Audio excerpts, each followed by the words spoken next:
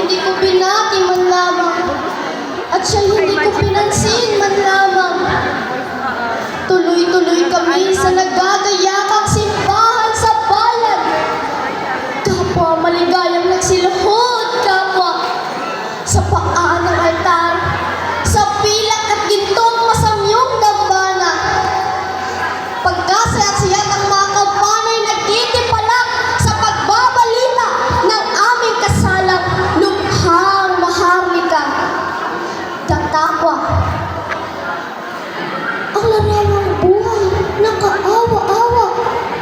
Ang matandang yaon, wari nakalimpag sa matang at diwa. At ang tumutulong luha ng kandila, tila ang kanya ring saklap na luha. Gayunman, sa piling ng kahanga-hanga at sakdal ng gandang kay sa puso ko'y niwalang bahala. Ang pagkabalisa at ang aking budhid na gring pinayapa. Natapos ang kasal, maligayang bati, pirong anghang at sabi ng bigas na tinanggap namin pagbaba ng altar. Nang mga sandaling pasakay na kami sa aming sasakyan, ay may alingas-ngas akong napakinggan at aking natanaw. Yaong ding matanda ang ligid ng taong di magkamayaw. At ako'y itinulas ng lakas na di mapigilan, at siya'y patakbong aking lapitan. Nakandungin ko na sa aking kandungan.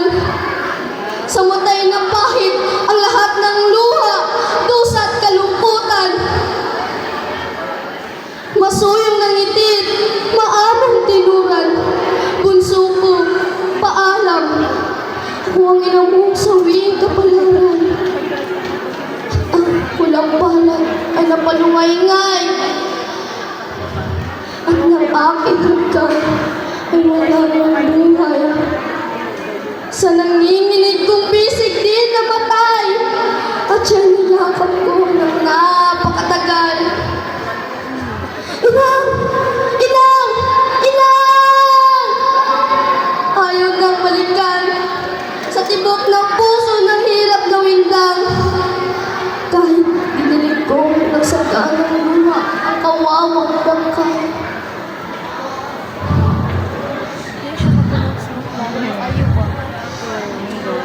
Noon ko natanto ang ina kong mahal, ang ina kong wikay sa akin nagbigay ng lahat kong mudi, pangarap at dangal.